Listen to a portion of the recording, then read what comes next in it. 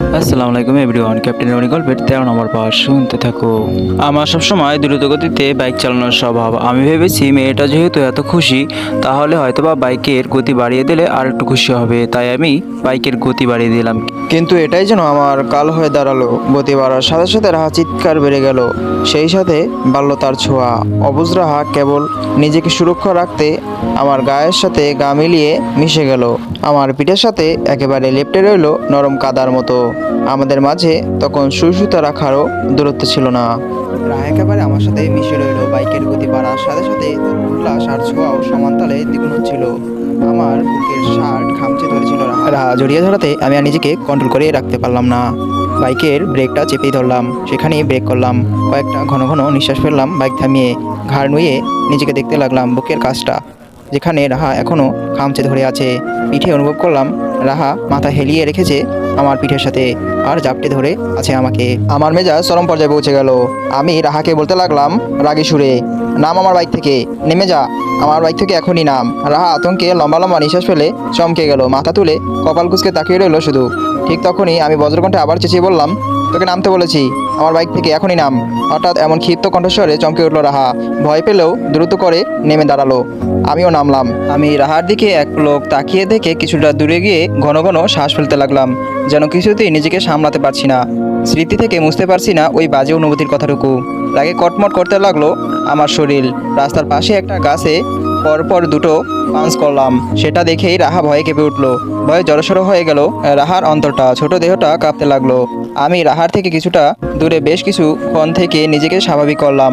আবার ঘাড় ঝুঁকিয়ে নিজের বুকের দিকে লক্ষ্য করলাম। লাল তরলের আভাস, লাল তরলের আবির্ভাব ঘটেছে। মেয়েটা বোধহয় প্রাণপণে খামচে ধরেছে আমাকে, ছিঁড়ে ফেলেছে আমার মাংস। মৃদু জ্বলনেও অনুভব করলাম।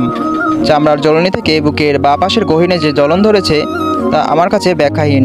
শেষে আমি রাগ করে এগিয়ে গেলাম বাইকের কাছে। 2 হাত দূরে বোকা মেয়েটা ভীতু হয়ে দাঁড়িয়ে আছে। আমি ভুলেও একবারও তাকালাম না রাহার দিকে, যেন এই শুনশান রাস্তায় সে একাই দাঁড়িয়ে আছে। রাহার কোনো অস্তিত্বই নেই যেন এখানে। তা দেখে ওই এমনি রাহার নাক ফুলে ওঠে। রাহা, রনি ভাইয়াটা জানি কেমন, বলতে লাগলো। থাকবে থাকবে, হঠাৎ কি হয়ে যায় আমি কিছুই বুঝতে পারি না। পরে শুধু শুধু অকারণে আমাকে ধমকাবে আর বকবে। খুব পচা রনি ভাইয়া, এই লোকটা তাকে যেন সহ্যই করতে পারে না। রনি ভাইয়া খুব পচা। চোখ তুলে তাকাতেই রাহা দেখতে পেল রনি ভাইয়ার হাতটা লাল হয়ে গেছে। ইস, নিশ্চয়ই তখন ওখানে গাছে অকারণে ঘুষি দিয়েছিল বলে হয়তো ব্যথা পেয়েছে নিশ্চয়ই। গন্ডাটা শরীরে কি ব্যথা লাগছে না? রাহা মনে মনে ভাবে, কেন রে, এই নিষ্পাপ গাছটা কি তোর চুল টেনে ধরেছিল, সুরসুরে দিয়েছিল, শুধু শুধু মাল লিখানো? গাছের যদি প্রাণ থাকতো তবে তোর নাক বরাবর দুটো নয় বরং 4টা ঘুষি ফেরত দিত। জল্লাদ একটা, গন্ডারের চামড়া। মুখ জুবিয়ে আর থাকতে পারলো না রাহা।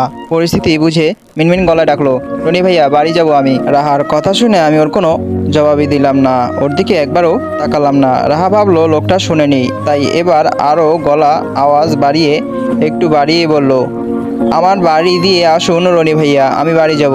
এবার আমি তড়িৎ বেগে রক্তচক্ষু নিয়ে তাকালাম রাহার দিকে। চিবিয়ে চিবিয়ে দাঁত চিবিয়ে চিবিয়ে বলতে লাগলাম, চুপ, কোনো কথা বলবি না।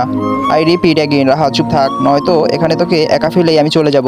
আমার রাগী মুখ ও লাল চোখ মুখ দেখে রাহা ভয় পেল। এরপর আর সত্যি কথা বললো না কোনো। একটু পর একটা গাড়ি এগিয়ে আসতে দেখলো রাহা। গাড়িটা রাহার খুব পরিচিত মনে হলো। সে কপাল কুঁচকে সেদিকে তাকিয়ে রয়েছে। আস্তে ধীরে গাড়িটা এসে আমাদের সামনে দাঁড়ালো। জানালার কাজ সরাতেই জিদান ভাইকে দেখে রাহার চোখ বড় হয়ে গেল।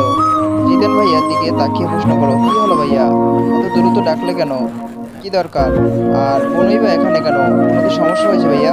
আমি জিদানের কোনো কথার জবাব দিলাম না। কালো মোটা হেলমেটটা মাথায় চড়িয়ে প্যান্টের পকেট থেকে চাবিটা বের করতে করতে বাইকে উঠে বসলাম। রাহার দিকে তাকিয়ে আমি রুক্ষস্বরে বলতে লাগলাম, এটাকে বাড়ি নিয়ে যা। অতঃপর আর ডান বাম না তাকিয়ে কোনো কথা না বলে বাতাসের বেগে গাড়িটা শো করে ডান মেরে সোজা বাতাসের বেগে রাস্তায় চলে গেলাম।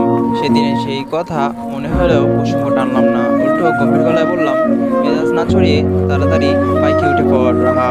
রাহা মুখ বাঁকিয়ে বাইকে উঠে বসলো। সঙ্গে সঙ্গে আমার পারফিউমের ঘ্রাণ রাহার নাকে যেতে চোখ দুটি বন্ধ করে নিল রাহা।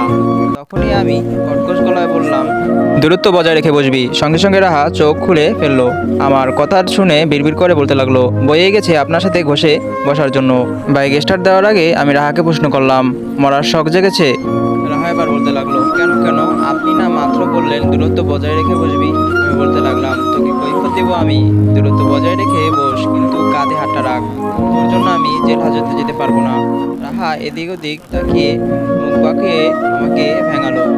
আমি পিঠ পিছে সবই দেখতে পারলাম। লুকিং গ্লাসে ও যা যা করছে। রাহার হাবভাব, খুব হাসি পায় ওর কাণ্ড দেখে। ঠোঁটে ঠোঁট চেপে মৃদু হেসে নিলাম। আমি ধীর গতিতে বাইক চালাচ্ছি। হালকা বাতাস, মিষ্টি রোদ আর আমার গা থেকে ভেসে আসা পারফিউমের সুবাস রাহার মন মাতিয়ে দিচ্ছে। অদ্ভুত ভালো লাগা কাজ করছে রাহার ভিতরে। আবার মনে মনে শঙ্কিত হচ্ছে, তার ভালো লাগা তো আবার আমি না জেনে যাই। আমাকে তো ওর সহ্যই হয় না। কোনো না কোনো কারণে আমি ওর ভালো লাগার 12টা বাজিয়ে ছেড়ে দিব। আমাকে ও পিছে পিছে বকতে লাগলো।